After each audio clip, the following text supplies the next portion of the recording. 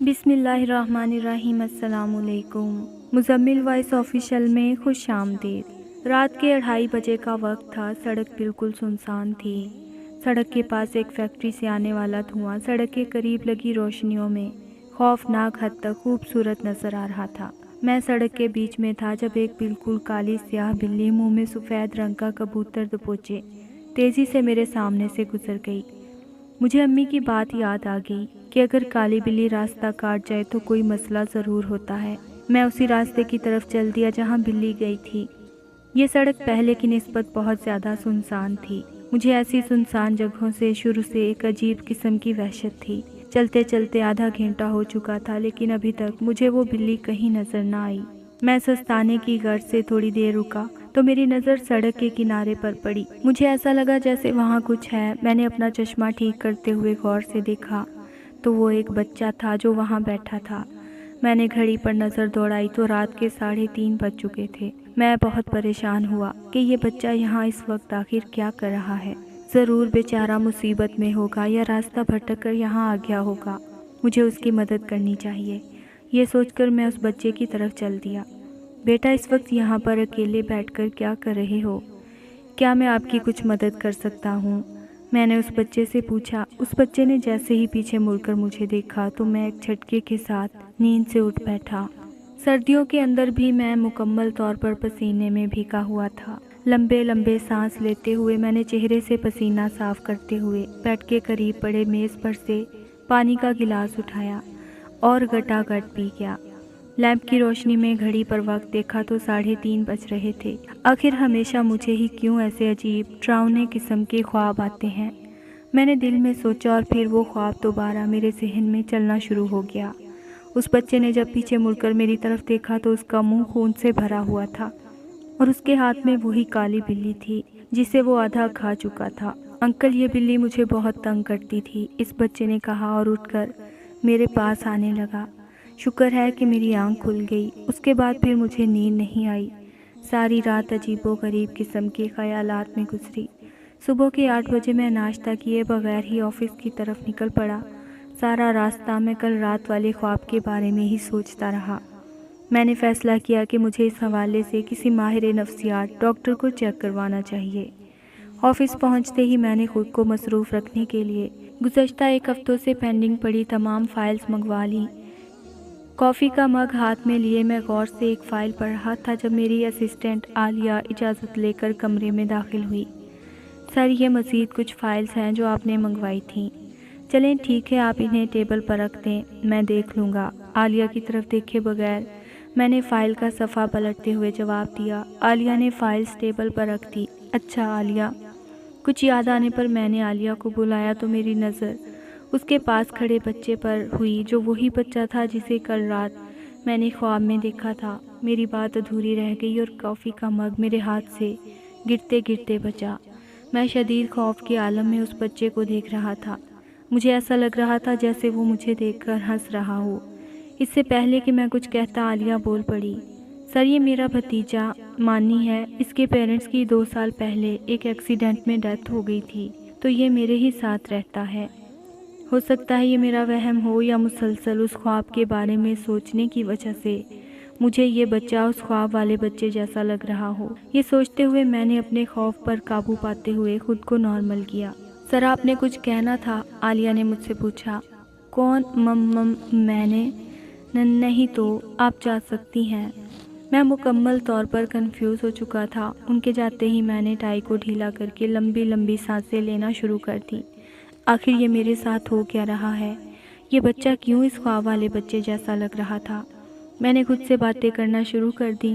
ہو سکتا ہے مجھے وہم کی بیماری لگ گئی ہو۔ نہیں، مجھے اچھے سے یاد ہے کہ وہ خواب والا بچہ بالکل ایسا ہی تھا۔ میرے آفس کا دروازہ کھلا اور ایک ملازم اندر داخل ہوا اور کہا، سر، لنچ کا وقت ہو گیا ہے۔ آپ کا کھانا میں نے لگا دیا ہے۔ نہیں یار، میں آج کھانا نہیں کھاؤں گا، مجھے بس 1 کپ کافی پلا دو۔ اس کے بعد مجھ سے کوشش کے باوجود آفس کا کوئی کام نہیں ہوا اور شام تک میں نے 4 کپ کافی کے پی لیے۔ 5 بجے گھر جانے کے لیے اپنے کمرے سے باہر نکلا تو عالیہ کے ساتھ وہی بچہ بیٹھا ہوا تھا۔ میں کچھ دن آفس نہیں آؤں گا، آپ تمام فائلز شاکر کے ہاتھوں میرے فلیٹ پر بھجوا دیجیے گا۔ میں نے اس بچے کی طرف دیکھتے ہوئے عالیہ سے کہا۔ اوہو مانی، یہ کیا کر دیا تم نے؟ بچے نے ایک کھلونے کے ساتھ کھیلتے ہوئے اچانک اس کی گردن توڑ ڈالی۔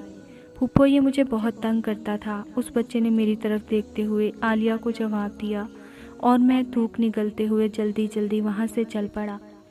یہ کوئی اتفاق نہیں ہے، ضرور اس بچے کا میرے خواب سے کوئی تعلق ہے، ورنہ ویسی شکل، وہی جملہ۔ نہیں، یہ میرا وہم نہیں، کچھ مسئلہ ضرور ہے۔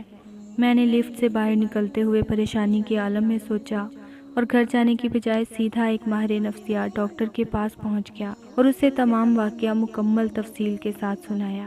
اس میں گھبرانے والی کوئی بات نہیں ہے۔ بعض دفعہ کام کی زیادتی، نیند پوری نہ ہونے کی وجہ سے، یا کھانا وقت پر نہ کھانے یا کم کھانے سے بھی ایسا ہوتا ہے، اور آپ تو یہ سب کچھ کر رہے ہیں۔ میں کچھ دوائیاں لکھ کر دیتا ہوں، یہ استعمال کریں، انشاءاللہ بالکل ٹھیک ہو جائیں گے۔ ڈاکٹر صاحب نے میری باتیں سننے کے بعد کہا اور دوائیاں لکھ دیں۔ میں دوائیاں لے کر گھر واپس آ گیا اور اچھے سے کھانا کھانے کے بعد دوائیاں کھا کر ڈاکٹر کی ہدایت کے مطابق جلدی سو گیا۔ آج معمول سے ہٹ کر مجھے لیٹتے ہی فوراً نیند آ گئی، ورنہ تو آرام سے 1.5-2 گھنٹے لگ جاتے تھے۔ میں بہت گہری نیند میں تھا۔ مجھے ایسا محسوس ہوا کہ کچھ شور ہو رہا ہے۔ میں گہری نیند سے اس وقت یکدم چھلانگ لگا کر اٹھ بیٹھا جب میرے کانوں میں زبردست قسم کا شور سنائی دیا۔ ابھی میں ویسے ہی نیند کی حالت میں تھا کہ میرے فلیٹ کا مین دروازہ دوبارہ زور زور سے بجنا شروع ہو گیا۔ میں نے لیمپ چلایا اور گھڑی پر وقت دیکھا تو خوف کی ایک لہر میرے سارے جسم میں دوڑ گئی، کیونکہ گھڑی پر 3:30 بج رہے تھے۔ مجھے فوراً میرا خواب یاد آ گیا۔ دروازہ ایک مرتبہ پھر مزید شدت سے بجنا شروع ہو گیا۔ نہیں نہیں، یہ کوئی اتفاق نہیں ہو سکتا، ضرور کوئی مسئلہ ہے، میں نے دل میں سوچا۔ لیکن ڈاکٹر نے تو مکمل تسلی دی تھی کہ یہ صرف روٹین کی گڑبڑی کی وجہ سے ہو رہا ہے۔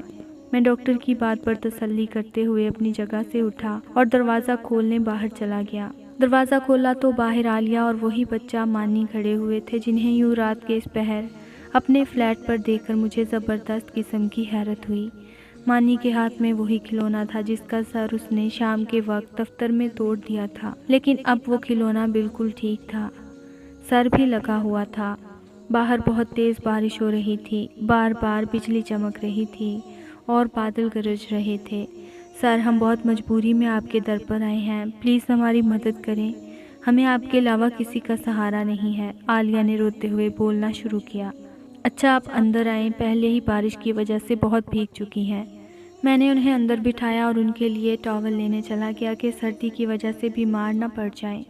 ٹاول دینے کے تھوڑی دیر بعد میری نظر مانی پر پڑی تو وہ مسلسل میری طرف دیکھ کر مسکرائے جا رہا تھا۔ مجھے اس کی مسکراہٹ سے عجیب بے چینی ہو رہی تھی۔ میں آپ لوگوں کے کھانے کے لیے کچھ لاتا ہوں، یہ کہہ کر میں کھڑا ہوا تو میری نظر اچانک عالیہ کی ٹانگوں پر پڑی تو میری اپنی ٹانگوں کے نیچے سے زمین نکل گئی اور میں مارے ڈر کے گرتے گرتے بچا۔ عالیہ کی ٹانگیں بالکل الٹی اور خوفناک تھیں، جیسے چڑیلوں کی ہوتی ہیں۔ میں بڑی مشکل سے اپنے ڈر کو قابو کرتے ہوئے کچن کے بہانے اپنے کمرے میں گیا اور دروازے کو اندر سے لاک کر دیا۔ موبائل اٹھا کر پولیس کا نمبر ملایا۔ تیسری گھنٹی پر ہی میری کال اٹینڈ کی گئی اور میں نے تیزی سے چلتی اپنی دھڑکنوں کو قابو میں کیا اور بڑی مشکل سے آواز نکال کر کہا، میرے گھر میں کوئی بڑی عجیب و غریب قسم کی مخلوق آ چکی ہے جس کی ٹانگیں الٹی اور خوفناک ہیں۔ جب میں نے اپنی بات مکمل کر لی تو آگے سے جواب سن کر موبائل میرے ہاتھوں سے نیچے جا گرا اور میں ڈر کر بیڈ پر جا پڑا۔ فون پر پولیس کی بجائے عالیہ کی آواز تھی جو کہہ رہی تھی، میں چڑیل ہوں سر۔ اسی وقت مجھے محسوس ہوا کہ کوئی میرے بالکل پیچھے ہے۔ میں نے ڈرتے ڈرتے پیچھے مڑ کر دیکھا تو خون سے بھری کینچی میرے ہاتھ میں تھی۔ بالکل اسی وقت ڈاکٹر کمرے میں داخل ہوا۔ میں نے چڑیل کی طرف دیکھا تو مجھے اپنی آنکھوں پر یقین نہیں آیا، کیونکہ اب وہاں چڑیل کی بجائے نرس کی خون سے لت پت لاش پڑی تھی۔ ڈاکٹر، میں نے اسے نہیں مارا، یہ چڑیل تھی، نرس نہیں تھی، مجھے مارنے آئی تھی۔ میں نے ڈاکٹر کو دیکھتے ہی اسے وضاحت دی جو یقیناً بے سود تھی۔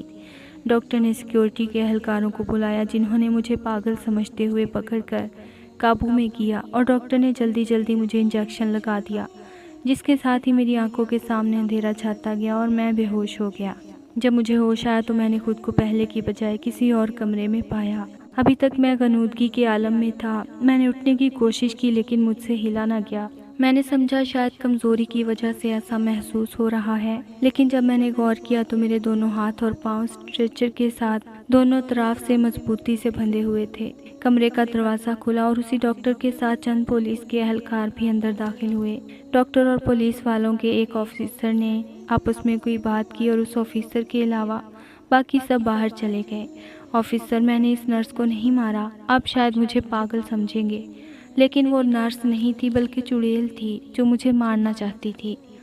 वो मेरे ऑफिस में भी काम करती है। आप मेरे ऑफिस से आलिया नाम की लड़की को गिरफ्तार करवाएं। अब ये सब कुछ आश्कार हो जाएगा। मैंने खुद को नॉर्मल रखने की कोशिश करते हुए पुलिस वाले को सारी तफसील बताई, लेकिन इसके बावजूद मेरी बुड़बुड़ाहट वाज़ेह तौर पर नज़र आ रही थी।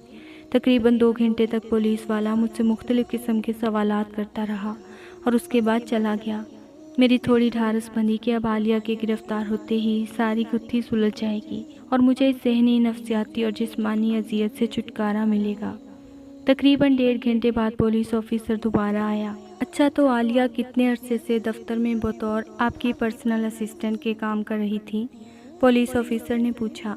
तकरीबन 6 महीने से ज़्यादा अरसा हो गया था उसे मेरे दफ्तर में काम करते हुए, और मैंने अभी थोड़ी देर पहले तो आपको सारी तफसील बताई थी। आप दोबारा क्यों पूछ रहे हैं? और आलिया कहाँ है? मैंने परेशानी के आलम में पुलिस ऑफिसर से पूछा। आप खुद पागल हैं या हमें पागल बनाने की कोशिश कर रहे हैं? ऑफिसर मुझ पर चिल्लाया। अब की बार उसके लहजे में बहुत करख्तगी थी। क्या मतलब आपका ऑफिसर? मेरा ये मतलब कि आपके दफ्तर में आलिया नाम की कोई भी लड़की काम नहीं करती और आपके पर्सनल असिस्टेंट की सीट भी पिछले 6 महीने से खाली है। ना सिर्फ ये बल्कि आपके ऑफिस के स्टाफ के मुताबिक आप पिछले कई अरसे से बहुत अजीबो-गरीब किस्म की हरकतें कर रहे हैं। अपने दफ्तर के कमरे में खुद से बातें करते हुए पाए गए हैं। असिस्टेंट के टेबल पर रोज़ाना खुद से बातें करते हैं और आपके दफ्तर और घर में नशे की गोलियां भी पाई गई हैं।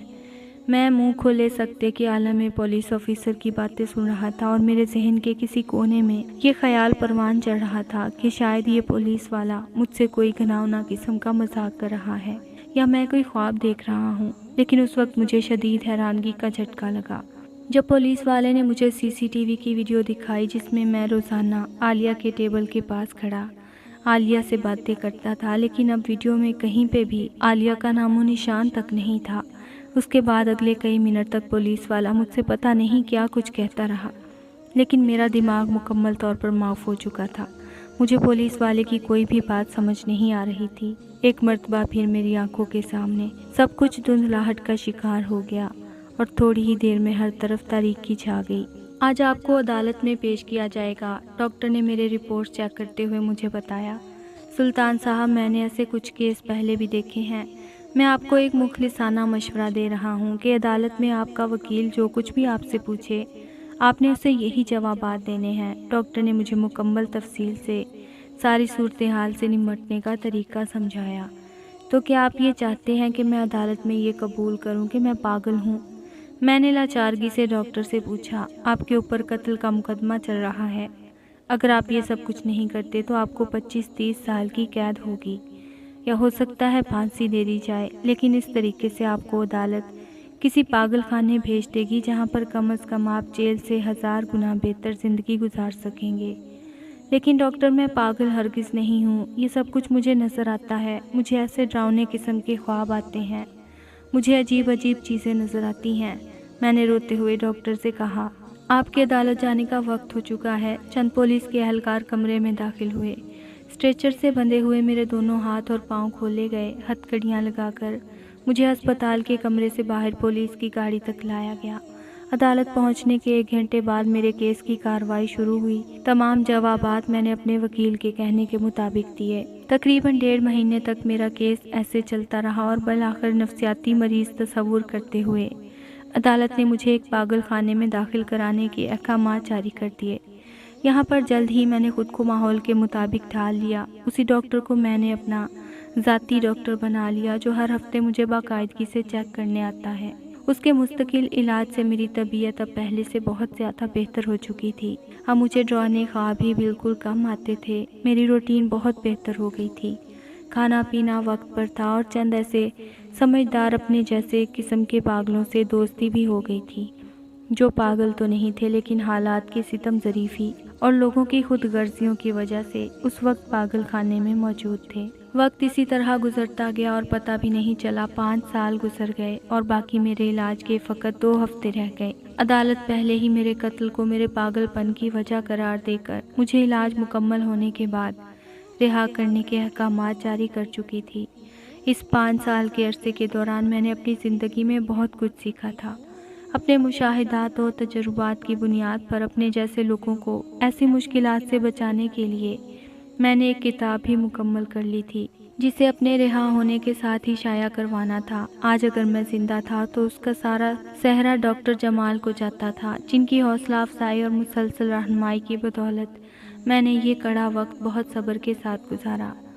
آپ باہر جاتے ہی ہمیں بھول جائیں گے نا؟ میرے دوستوں نے مجھ سے الوداعی ملاقات کرتے ہوئے کہا۔ ہسپتال سے آج میرے جانے کا دن تھا۔ جہاں مجھے جانے کی خوشی تھی، وہیں ان چند دوستوں کی ان حالات کا دکھ بھی تھا، کیونکہ صرف میں ہی ان کے دکھ کو سمجھ سکتا تھا۔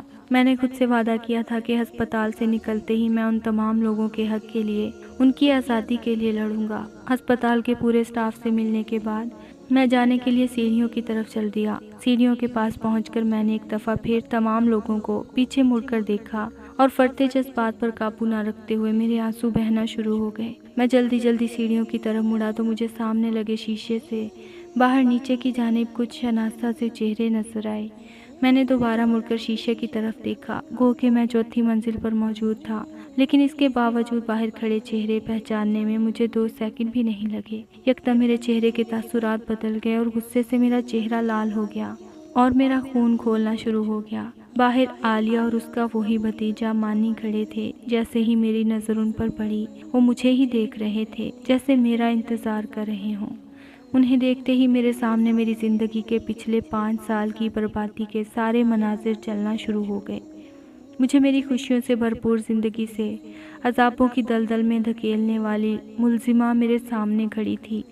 میں اپنے غصے پر قابو نہ پاتے ہوئے فوراً سیڑھیوں کی طرف بھاگا۔ مجھے یوں اچانک بھاگتے ہوئے دیکھ کر ہسپتال کا عملہ بھی پریشان ہو کر میرے پیچھے آنے لگا۔ عالیہ کو دیکھ کر میری آنکھوں میں خون اتر چکا تھا۔ میں بہت تیزی سے نیچے کی جانب بھاگا جا رہا تھا۔ دوسری منزل کی سیڑھیوں پر سے اترتے ہوئے اچانک میرا پیر پھسلا اور میں بہت بری طرح پھسلتے ہوئے سیڑھیوں کے سامنے لگے شیشے کو توڑتے ہوئے نیچے جا گرا۔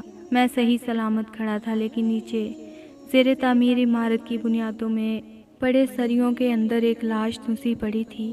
ایک سریا اس کی آنکھوں میں گھس چکا تھا، ایک کھوپڑی کے اندر، اور 5 سریے اس کے جسم کے باقی حصوں میں شامل ہو چکے تھے۔ یہ لاش میری ہی پڑی ہوئی تھی اور زندگی سے ہمیشہ کے لیے آزادی حاصل کر کے پاس میری روح کھڑی تھی، جس کے اندر اب انسانیت نہیں تھی۔ وقت و جگہ کی قید سے آزاد ہو کر اب میری بھٹکتی ہوئی روح کا مقصد صرف اور صرف بربادی تھا۔ اب میں ہر جگہ ہر وقت موجود ہوں۔ جب آپ میری زندگی کا یہ اذیتوں بھرا واقعہ پڑھ رہے ہوں گے، میں اس وقت آپ ہی کے پاس، آپ کے ارد گرد کہیں پہ موجود ہوں گا۔